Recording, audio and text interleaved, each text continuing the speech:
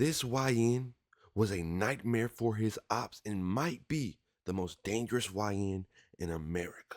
A part of the 10% of gang members who are really active in the field. These are the real line pushers, patrolling the neighborhood and banging on people. Nightmare was always known to carry a gun. He primarily focused on the top shooters from rival gangs and prioritized knocking them off. By the time he was 17, he gained high status and rank within BPS. His earned rank was a combination of factors. Nightmare was super solid and very respected, and was very ambitious to get money. He had a good record with the hands and was always down to fight. Alleged bodies and numerous attempts propelled his reputation as one of the top young shooters in South Central. Nightmare was down to kill and do life in prison or die himself in the process. I ain't gonna lie to you. The West Coast is a place, boy. To look at the dude with the glasses. Hey, what's number 5 answer, little bro? You know, the nigga that probably had the answers in the class. Turn out to be Infant Nightmare. Nobody's safe on the West Coast, bro. Nobody's safe. Lil Clarence can become Infant Nightmare. Little Rod from down the block can become Baby shoot a nigga face off. Nobody's safe. What up, YouTube /breakdown video? We are reacting to a hood war stories. He caught so many bodies. He was a legit nightmare for his enemies. Make sure y'all hit the like button. Comment below. Let me know what y'all want me to see next. Subscribe not only to me, but go to Hood War Stories. Because without them, this wouldn't be possible. Let's get into it. War stories. In this episode, I'll be discussing the life of Infant Nightmare. Dante Kennedy was born on December 29th, 1998, in Los Angeles, California. He attended Hillcrest Elementary School.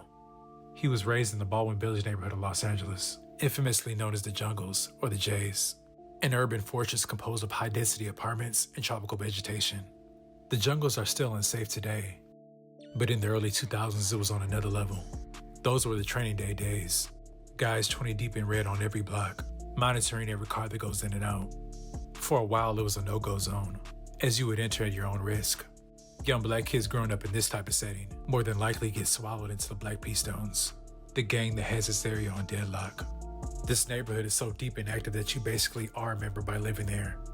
BPS recruits heavily, but the actual put-on process is not easy and is selective. Nightmare would join BPS in his early teen years. Infant Nightmare made it a point to be a standout member from jump. He was considered a part of the 10% of gang members who are really active in the field. These are the real line pushers, patrolling the neighborhood and banging on people. Nightmare was always known to carry a gun.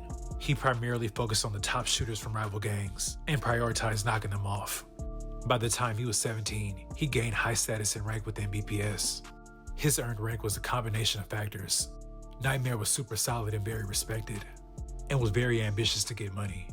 He had a good record with the hands and was always down to fight.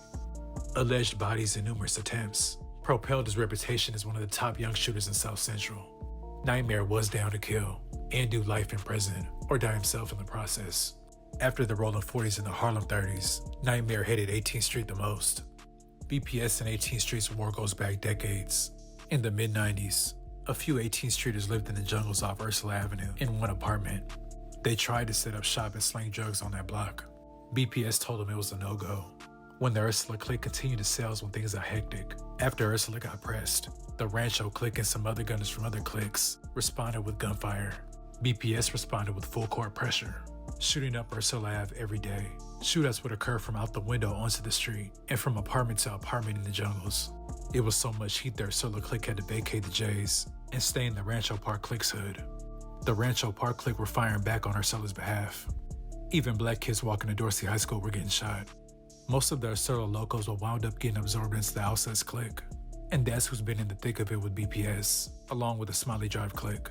Nightmare was known for bouncing out, pop out, and shoot you type, but he also had a sneaky side. On one hot night, Nightmare ventured into 18th Street's turf. There he spotted 3 18th Streeters outside on the street talking. Nightmare allegedly got out on foot, crept up from behind, and domed the 18th Streeter. 2 additional shots were fired, but they both missed the other targets. Nightmare gathered himself and fled off into the night. The sneak attack was allegedly one of his first bodies. and the 18th Streeters got a clear view of his face. After that murder, Nightmare briefly shifted his focus to another enemy that was in close proximity, the West Boulevard Crips. Allegedly, there was some back and forth dialogue being exchanged on social media. Threats like "you know what it is when I see you" were being sent. I ain't gonna lie to you. The West Coast is a place, boy. To look at the dude with the glasses. Hey, what's number 5 answer, little bro? You know, the nigga that probably had the answers in the class. Turned out to be Infant Nightmare. Nobody's safe on the West Coast, bro. Nobody's safe. Lil Clarence can become Infant Nightmare. Little Rod from down the block can become Baby shoot a nigga face off. Nobody's safe. And it didn't take long. Nightmare allegedly spots him near the intersection of Crenshaw and Adams. These cross streets is a point of conflict, as multiple gangs lurk near these borders and often are bound to run into each other. After spotting him, Nightmare allegedly chased his victim down in the streets and completed his mission. There's no one Nightmare hated more than the Rolling 40s. In fact, this has been BPS's top enemy for more than a decade, especially among the younger generation. Nightmare labeled himself Mr. 40K, and he earned that title, shooting up the 40s on a weekly basis, from the avenues to Parkside, but especially the dark side were all getting lit up. Nightmare was putting in a ton of work and was becoming a true nightmare in the streets. His name rang bells, and his gunplay put everyone on notice. He was an active shooter and had no intention of slowing down. As Nightmare rose to one of the top doubters in the city, he began to prioritize killing other top shooters from rival hoods. Africa, also known as Tiny J-Stone, was an extremely active, high-ranking member from the 89 East Coast Crips. Fast forward to July 29th, 2018, at 12:40 a.m. Africa is hanging out with Rolling 40 members near 43rd of Vermont. Nightmare and other BPS members all saw it that night, driving around looking for a 40 Crip to kill. They end up pulling up to 43rd of Vermont and find just what they were looking for: Africa and a few Rolling 40 Crip members. That's a 2-for-1 special in Nightmare's eyes. Nightmare then jumps out and specifically tries to kill Africa first. He lets off numerous shots, and bullets start flying. But instead of hitting Africa, a 40 Crip named Tiny Hardhead got hit. 2 others were also shot.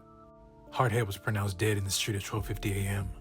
Nightmare and another gunman ran to 2 separate vehicles, which fled the scene.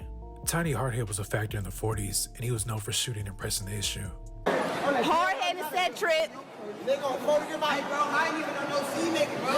Gon' phone your body, pop your nigga. He on the phone calling his homies. I pop that y'all niggas. Y'all niggas don't do nothing, nigga. I'm voting for you. I stay shooting y'all niggas. All right.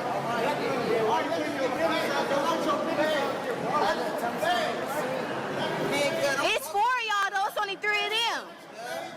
Which I need a burner, cuz. We don't got no burner. Let's get our head up, cuz. Originally, when he was killed, there was speculation in the city whether it was the 5 Deuce Hoovers or BPS's work. But as Nightmare got away that night, Africa got a glimpse of his face. Nightmare was wearing a hoodie, and it was dark, but Africa was almost certain it was him. Africa then told the 40s who he thought he saw, and word traveled to the 50s. Tiny Hardhead was deeply connected to the 557s, so both hoods took this loss personally. Retaliation was guaranteed. The Junglers were shot up weekly for almost 2 months. And for good measure, the 557s and 40s also hit up 5 Deuce for a good 2 months also. The results were 3 people dead, but their main prize was still lurking around in the shadows. That's until October 3rd, 2018, shortly after 5 p.m. Nightmare was standing on the sidewalk with a couple brims in their territory. 2 people then walked up and began firing at the group, striking Nightmare and 2 others. Bodies dropped to the ground and everyone tries to flee. Nightmare was taken to a hospital where he was pronounced dead at 5:51 p.m.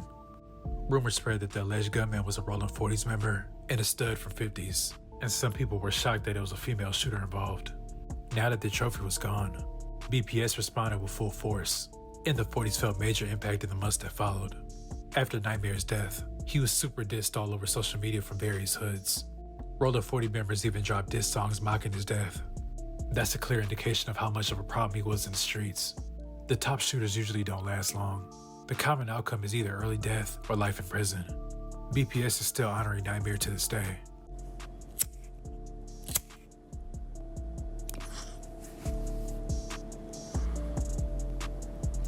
I'd like to thank you guys for watching. Please like, comment, and subscribe. I am lost. So just being born in places. Now at Checker. Hey, Checker, chill out. Relax. This is my exit dialogue. I don't want no checkers right now. I forgot what I was about to say, man. Hit the like button, comment below. Shout out to them hood war stories. Go get some checkers. Peace.